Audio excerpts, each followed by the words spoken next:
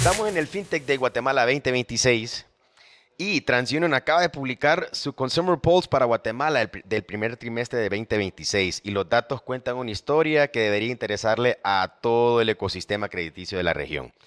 Hay consumidores que quieren crédito, que están buscando activamente, pero no finalizan la solicitud. ¿Por qué será? Costos percibidos elevados, fricción en el proceso, desconocimiento de su propio historial.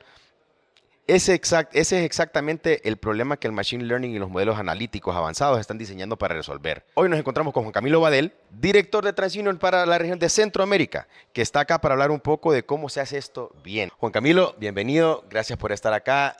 Para nosotros es de mucho orgullo y honor tenerte acá presente conversando un poco sobre lo que estamos viviendo acá en el FinTech Day. ¿Cómo vas? Muchísimas gracias por la invitación. Yo encantado aquí de acompañarlos en este espacio.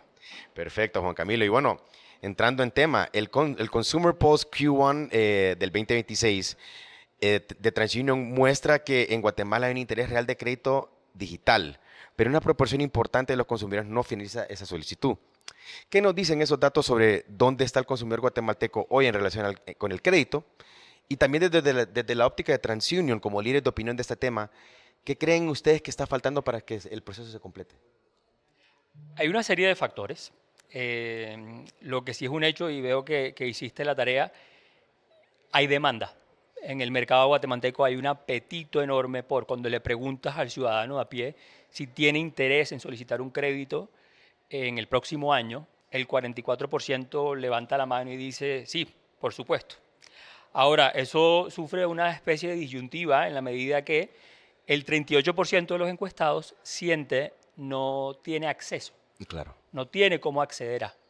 Y aún más preocupante, ese 44 que tiene intención de, una vez se monta en un flujo de solicitar un crédito, ya sea digital o presencial, lo abandona en un 52%. O sea, uno de cada dos se Wow. baja del flujo como tal. Y esto adicional es importante sumarle que representa un incremento de 8 puntos porcentuales frente al mismo trimestre del año inmediatamente anterior.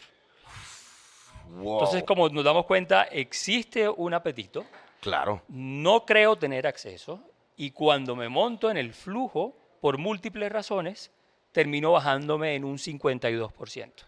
¿Cuáles son esas razones que conllevan a que una persona termine desistiendo de adelantar o tramitar un crédito como tal? Hay múltiples, pero exaltemos alto costo, básicamente. Exacto. El hecho que ese crédito no va a cambiar mi historia cuando de capacidad de pago se trata. Si estoy buscando Claro. alivianar mi flujo de caja, no estoy consiguiendo esto y eso también tiene una vinculación directa con el precio y con las estructuras o modelos de los créditos, mismos plazos. En fin, esa refinanciación no me va a suponer un alivio a mi bolsillo. Y hay un dato curioso que como el 19% básicamente tiene miedo al rechazo y dice, no me voy a exponer a una situación porque ya sé que por definición me lo van Lo van a batear a o rechazar. sí, a rechazar. Y eso lo explica un problema estructural y es el no conocer mi información, no conocer mi historia de crédito, no tener un empoderamiento sobre mis datos y sobre mi historia a la hora de gestionar. Si yo conozco mi información, si yo conozco mi historia, cuál es mi status quo en este momento en el mercado de crédito, estaré, digamos, inclinado a solicitar a X entidad de X monto y en X modelo de crédito, porque hay muchos, a fin me lo aprueben. Entonces hay una ausencia del empoderamiento del ciudadano en lo que a su información respecta. Qué problemática esta tan... Wow. Es que, bueno, sí, cuando hablas de temas de educación e inclusión financiera, claramente también el recorrido histórico de uno también forma parte esencial de la educación y el conocimiento que puedas tener para poder aplicar a ciertos productos. Y la verdad que me parece fascinante todas las cifras que has compartido, debido a que la región siempre ha tenido esa tarea pendiente de generar estadística y creo que lo que estamos palpando en esta conversación me gusta mucho porque sí estamos hablando con hechos, con cifras y con conocimiento de causa sobre por lo menos lo que la región demanda, lo que el guatemalteco pide. Y creo que si bien es cierto, hay otro, otros temas que hay que resolver en cuanto al empoderamiento se refiere, me parece que TransUnion en ese aspecto está fortaleciendo mucho su estrategia y con eso esperamos que haya un cambio en los próximos cuartos, ¿no? Eh, Hablando un poco de los modelos de scoring tradicionales, Juan Camilo, si me apoyas aquí en esta consulta que te voy a llevar a cabo, es que aparentemente pues funcionan bien para quien ya tiene un crédito formal o un historial crediticio formal, pero en Guatemala una parte significativa de la población económicamente activa no está en ese universo. ¿Qué información crítica están perdiendo los modelos estáticos y por qué originar más sin originar mejor ya dejó de ser una estrategia viable? Ahí se tocan dos temas que Sí, me parecen absolutamente claves y que me habilita a poder quizás extenderme un poquito en esta respuesta. Porque claro, cuando hablamos de modelos estáticos o de sí, modelos tradicionales, por favor. tenemos que remitirnos a ellos desde la concepción de cómo se estructuran estos modelos, cómo se desarrollan, pero más importante aún, apalancado en qué data toman decisión. Exacto. Y existe, naturalmente, con el avance de la inteligencia artificial y una serie de metodologías, un afán en la industria de hablar de modelos alternativos frente a los Ajá, tradicionales. claro. Pero en Guatemala ocurre algo bastante particular. Y es que, digamos, familiares con la expresión, es mejor, digamos, iniciar caminando para luego correr. Ujú, Cuando de datos tradicionales en Guatemala se trata, hay una oportunidad enorme. Y esto básicamente fundamentado en dos aspectos fundamentales, y es, no existe una ley de protección de datos personales Uy, y no existe una normativa específica para el tratamiento de datos de crédito. ¿Esto qué conlleva? Que un montón de otorgantes de crédito hoy en día no exponen su información al servicio de una evaluación de riesgo de crédito. Por consiguiente, no hay completitud de información, en consecuencia, no hay democratización de la misma al servicio de los modelos tradicionales. Entonces, si tienes sesgo como punto de partida en que no tienes el universo completo de, pues comienzas, como decimos coloquialmente en mi tierra, cojos. ¿Sí? Entonces, yo me enfocaría en principio en solventar este particular. Y solventando este particular, vamos a catapultar naturalmente la inclusión. Porque cuando se piensa en datos tradicionales, naturalmente, lo primero que se nos viene a la mente es el regulado. Pero no, hay otorgantes de crédito formales, como lo pueden ser las cooperativas, como lo pueden ser las casas comerciales, como lo pueden ser las telcos. Múltiples industrias tradicionales que tienen mucha riqueza en sus datos al servicio de habilitar la inclusión per se. Entonces, solventado esto, que se va mediante regulación, ley de datos personales y alguna ley que regule o dicte una norma clara en lo que a tratamiento de datos de crédito respecta. Luego se suma ya las metodologías, que ahí sí supone una riqueza enorme y es como apalancado en machine learning y en otra serie de tecnologías podemos ayudar a construir soluciones mucho más asertivas. claro. ¿Sí? Entonces, a grosso modo, yo digamos que resumiría la situación de los modelos de crédito tradicionales en Guatemala de esa forma. ¿Sí? Cuando solventemos eso, hay conversaciones que se deben tener, que ocurren en otras geografías y que son absolutamente lícitas. Y es, por ejemplo, un dato tradicional que es riquísimo, es saber si un individuo tiene o no una cuenta de ahorros. Automáticamente por regulación le puede suponer miércoles secreto bancario. No, no, no, no queremos saber su saldo, solamente saber si tiene o no una cuenta de ahorros. Ahora te imaginas que sumemos billeteras digitales, Uy, claro. que sumemos remesas, que sumemos comportamientos de compañías de telecomunicaciones, que sumemos direcciones. Las direcciones, mediante la estructuración de variables de geolocalización, son poderosísimas 100%. bajo la premisa de sugerir yo me parezco a mi vecino. ¿Sí?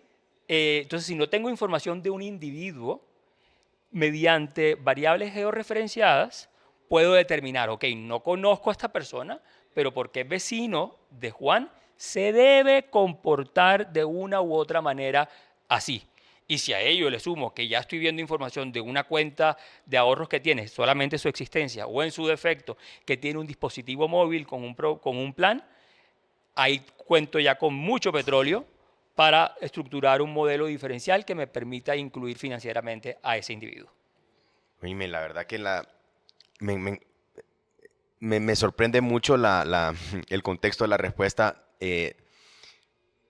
porque me parece, mira, yo de una manera bien indirecta, siempre he estado en desacuerdo por la falta de regulación que hay en la protección de datos, porque hay un manejo abusivo, hay que decir la verdad, hay un manejo abusivo de los datos y eso hace que el usuario esté en el limbo cuando las demás empresas, la empresa conocen al usuario, pero el usuario no se conoce él. Y creo que parte de la problemática que tenemos es precisamente eso, ¿no? Que, en cuanto a mentalidad, en cuanto a cultura, Educación. exacto, Es educación financiera. Como individuos, cuando no tenemos esta educación o estas bases, que te mencionan que estás en la central de información y lo ves como algo peyorativo, como algo exacto, negativo. exacto. Y hay que ponerlo ahí afuera. Hoy en día las centrales de información, y pues yo puedo hablar de TransUnion, en un 85-90% contiene información positiva. Positiva, Claro, variables que me permiten conocer tu buen comportamiento y en consecuencia habilitar al crédito per se. claro. Estar en una central no es malo, lo malo es no estar en ella. Ajá, Es ser invisible. qué buena aclaración eso. Es ser invisible ante Sí, un sistema. sí, Y por eso tenemos que trabajar mediante regulación para democratizar los datos y totalmente de acuerdo. darle cara a aquel que no tiene cara hoy en día frente a un sistema. Porque el banco no le presta, no porque no quiera prestarle, sino porque no lo conoce.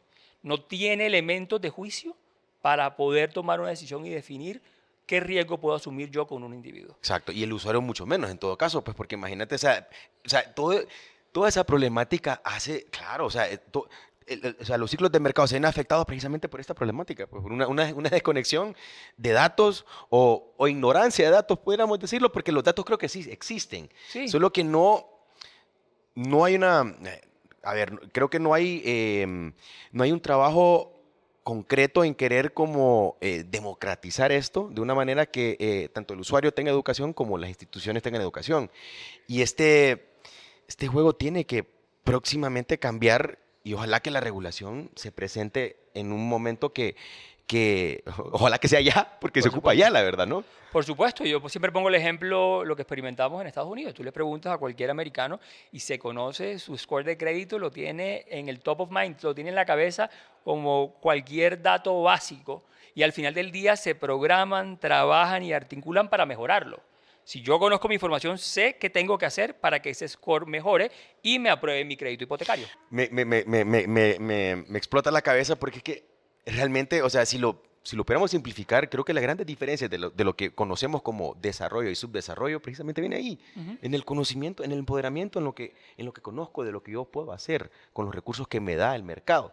Hay que dictar unas reglas de juego Claro, claras sí, para que el usuario naturalmente se vea beneficiado. Que dicho sea de paso, ante más información va a tener mayor oferta y cuando ponemos a competir a los jugadores, pues voy a tener mejores tasas y sí, voy a tener mejores cupos y voy a claro. tener mejores esquemas en los que me van a atender a mí como individuo y me van a beneficiar.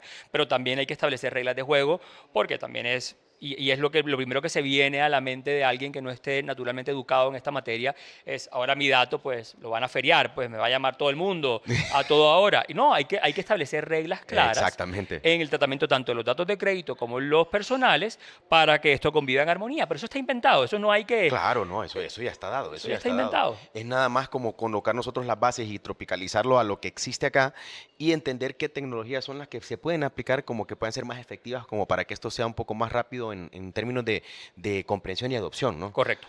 Perfecto. Juan, un poco, hablamos también un poco de lo de Machine Learning y quisiera entender un poco cómo lo ven ustedes. ¿Qué hace concretamente el Machine Learning que un modelo de scoring tradicional no puede hacer? En términos de velocidad de decisión, granularidad de perfil de riesgo y capacidad de anticipar comportamiento antes de que el riesgo se materialice. Yo lo resumo en lo siguiente. Antes las metodologías para establecer riesgo de crédito mediante modelos tradicionales tomaba fotos. Es cómo me veo yo hoy, cuál es mi endeudamiento hoy, cuál es mi mora hoy, cuál es mi foto hoy. Y en función de eso, un analista evalúa mi información y me otorga un crédito o me lo niega, ¿correcto? El Machine Learning lo que nos ha permitido es contar historias. Y es contar historias a través del tiempo. Esto básicamente ofrece un beneficio enorme, porque en la foto de hoy Ujú. yo puedo estar perfecto, pero ¿de dónde vengo? Mm. Vengo de un escenario en el que estaba mejor y Ujú. me vengo deteriorando, es decir, mostrando indicios de riesgos ascendentes o en su defecto. Estaba complicado, pero ya he venido pagando súper juicioso y hoy estoy en un contexto mucho más favorable que hace muchísimo tiempo. Correcto, Entonces, sí. esa facultad de contar esa historia mediante variables, creo yo o exalto yo como uno de los ejes que cambia Claro. la historia en dos en lo que respecta a modelos de riesgo de crédito. Y tú lo has dicho. Eso también que ofrece al final del ejercicio, pues mayor velocidad para tomar decisiones en línea. Adicional a ello, no partir al mundo entre buenos y malos, cuando de riesgo de crédito se trata, sino muy buenos, buenos, buenísimos, personas empezando a experimentar riesgos, personas con algo de dificultad, personas que ya están en dificultad, etcétera. Entonces Exacto. empezamos a fraccionar el universo de acuerdo a las múltiples aristas que pueden definir el status quo de un individuo. Y Ok. eso permite que la entidad otorgante de crédito pues, te dé el tratamiento en función de lo que tú estás experimentando en su momento. Claro. Y eso a su vez es un habilitador importantísimo para el usuario de ofertas en función de tu comportamiento. Es como, Exacto, incentivos. Claro, exacto, claro, es claro, como, tú te claro. has comportado perfecto, tu tasa va a ser mejor. No Ajá. hay que tener tasas lineales, no hay que aprobar, tú mereces una tasa mejor porque tú te comportas mejor. Ahora bien, no era binario, a ti te presto, a ti no, no, a ti te presto un poquito más costoso, o menor cuantía, o menor plazo, pero empiezo a ajustar la facultad o la oferta en función de tus facultades. Ujú. Eso al final del ejercicio, ¿de qué habla? De ver a la población con, digamos, el prisma que corresponde. No es blanco y negro, hay múltiples aristas y en consecuencia eso naturalmente habilita y amplía la cobertura y la base de las personas que pueden acceder al Claro, crédito. claro, claro. No. Ahí está la riqueza, Sí, creería sí. yo. Sí, sí, sí, la verdad que muy, muy claro todo. Muchas gracias por esta respuesta, Juan Camilo. Hablando de Centroamérica, una parte relevante de la población activa nunca ha tenido un producto financiero formal. No aparecen y no aparecen en ningún buró. ¿Qué fuentes de datos alternativas están probando funcionar para construir un perfil de riesgo confiable para ese segmento? ¿Y qué tan lejos estamos de que eso sea una práctica estándar en el ecosistema crediticio de la región? Fíjate que hace unos minutos hablábamos del tema. Entonces, como para resumir y ir de Sí. una, mira, yo te cuento experiencias importantísimas con lo que te decía, las cuentas de ahorro. Saber si tiene una cuenta de ahorro o saber si tiene una billetera digital. En estas geografías que es tan importante y representativa de las remesas, importantísimo capturar esa información e integrarla a el análisis de riesgo de crédito como tal. La inclusión, todo el mundo tiene un dispositivo móvil o tiene un plan de internet en la casa. ¿Correcto? Hay más dispositivos que personas en el mundo. Entonces, al final del Es ejercicio, ahí correcto. hay mucha información Cabal. y es el punto de partida para darle visibilidad a esas personas que hoy no tienen cara. Entonces, la información de las compañías de telecomunicaciones es muy, muy, muy, muy, muy importante. Te comentaba también los de las direcciones. Positivísimo. El efecto del parecido, del look-alike, del yo me parezco a mi vecino, al servicio de establecer riesgo de crédito.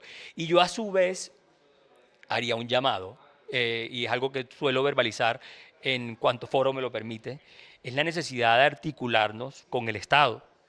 El Estado tiene muchísima información, muchísima, muchísima. Compartimos Y eso, es esa verdad. información bien empleada en un marco de respeto por la privacidad del individuo y con fines específicos de solventar necesidades inherentes a construcción de soluciones que permitan habilitar la inclusión financiera, son absolutamente poderosas.